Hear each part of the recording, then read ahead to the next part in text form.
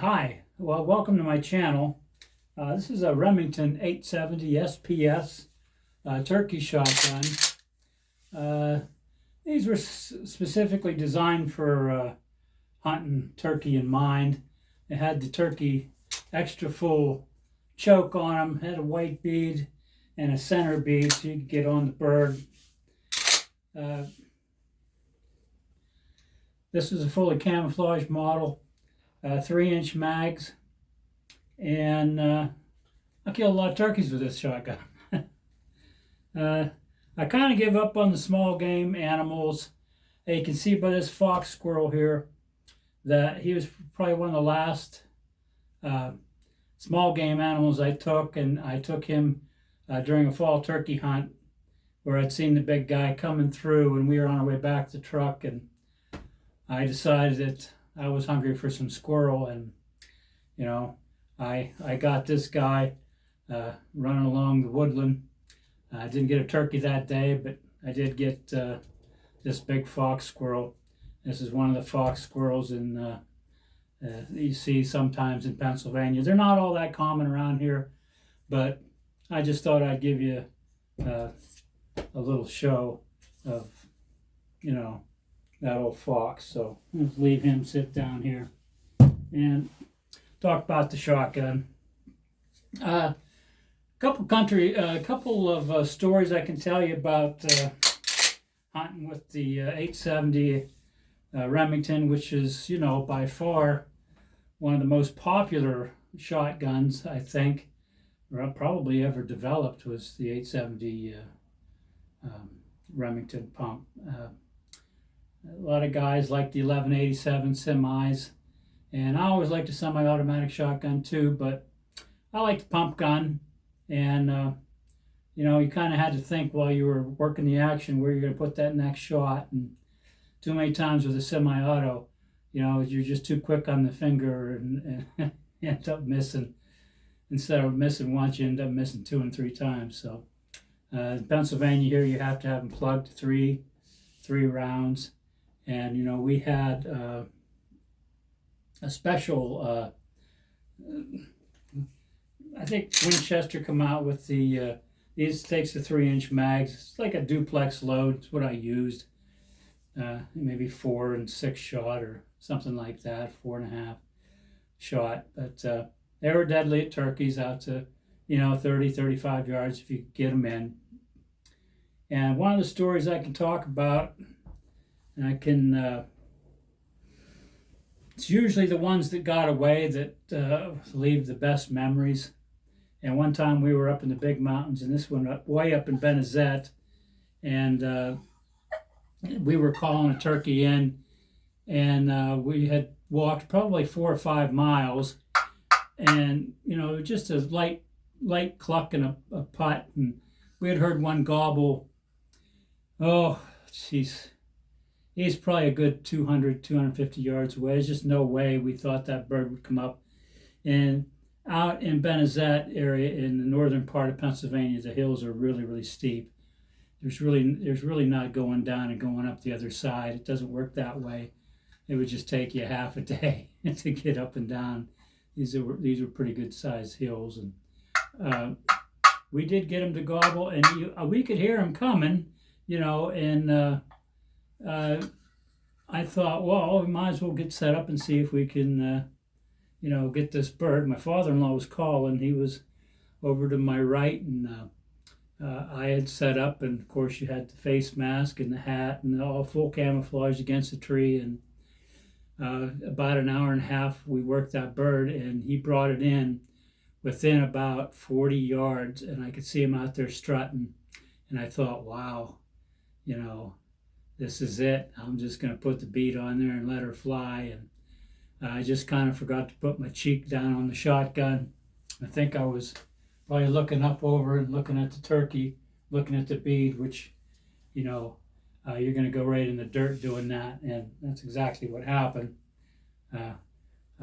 2-3 hours worth of work turned into one shot. And of course, that turkey flew clean onto the next ridge, which would have took a day and a half to get to him. So that was a lot of walking, for absolutely nothing, I guess. I mean, had the experience. The bird looked beautiful, but I'm going to show you a picture of one that I did get, and this is kind of a similar situation.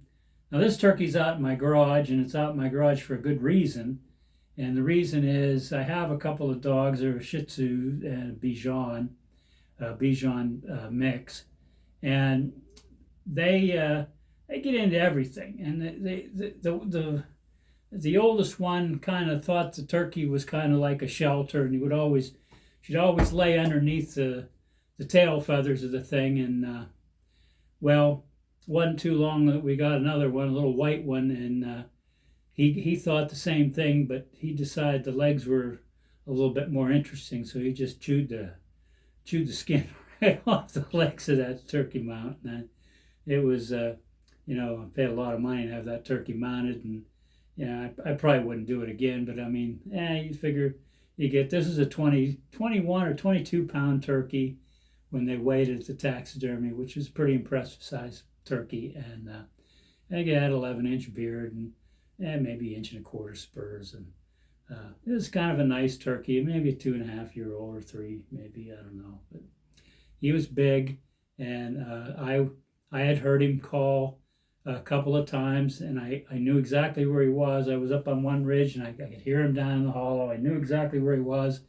He just stopped gobbling. I walked down, and I had this shotgun slung over my shoulder, and I had thought he was further up in the woods, and when I just crested the top of the hill, we come face to face. He was coming towards me, and I was just in the way the hill was. He couldn't see me walking, and I couldn't see him walking, and we come up and we just face to face. Basically, he was only 25 yards, and he saw me, and I saw him, and this is where it gets interesting.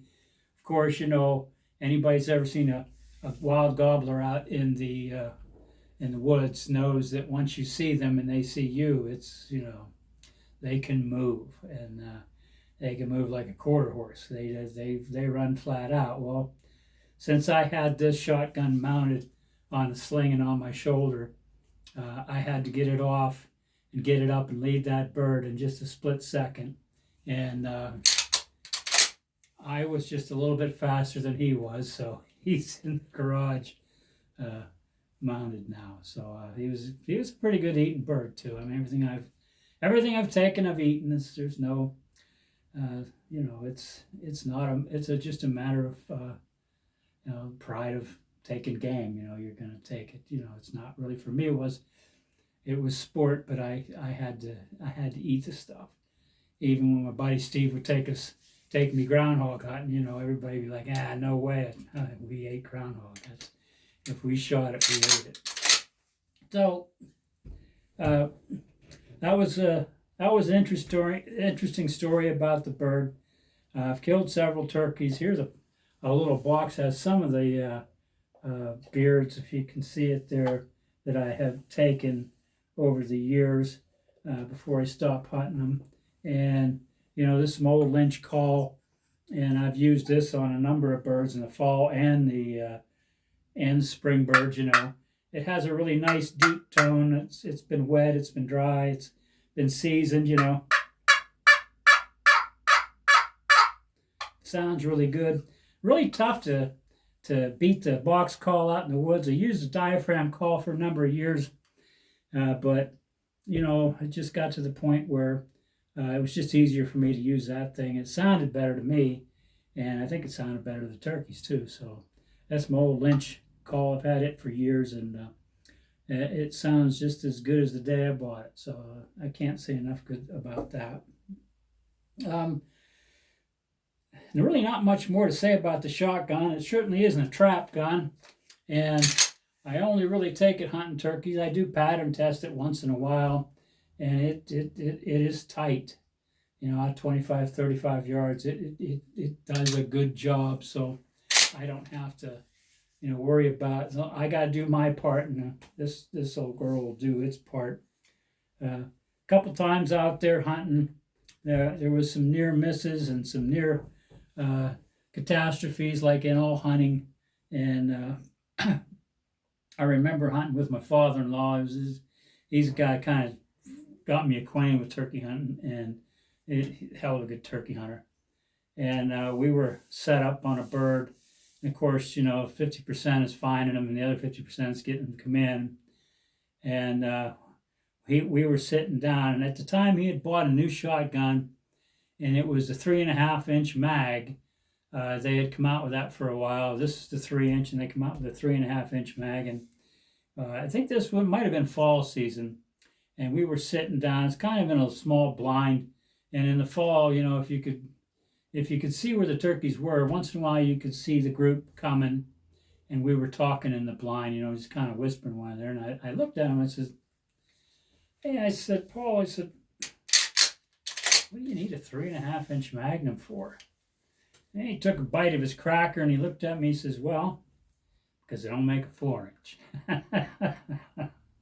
So, that's just kind of how we took our turkey hunting.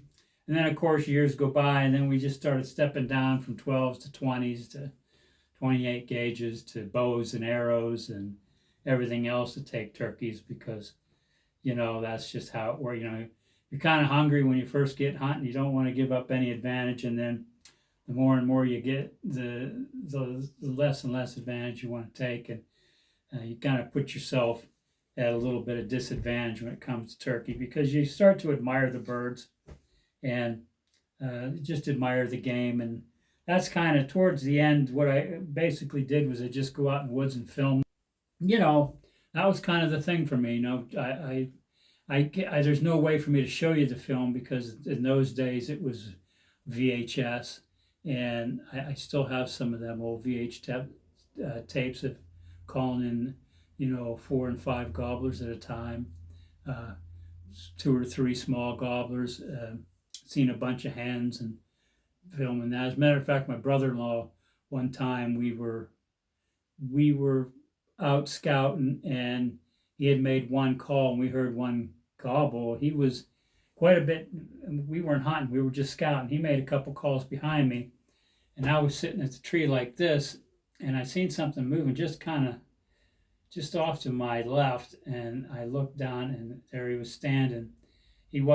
I could have reached out and touched that bird, and he just kind of walked by me. He kind of looked at me. I was fully camouflaged, and he knew it was something, but he didn't know what. I didn't make any moves, and he just walked right on by me. So he was just a few feet away or a foot away. It wasn't very far. So that was just kind of the thrill of the hunt there, and that's kind of what we did later. And I, like my nephew, and my father-in-law doesn't really do it as much anymore. He's in his 80s, but he'll still go turkey hunting, and I haven't done it in a while. But every year I get my license, and if I feel like going out and sitting down and calling some birds in, or trying to, then I do. But it's just one of those things where sometimes I'm in the mood to. I'm always in the mood to see them, but it's very rarely where I'm ever in the mood to shoot them. So nothing wrong with that. I like, I ate every turkey that I ever shot, and they're good, but I just don't shoot for the sport of it. I go out and I get the game. I take care of it. This is the 870 SPS Special Purpose Remington Magnum, and this is my turkey gun. Thanks for watching my video.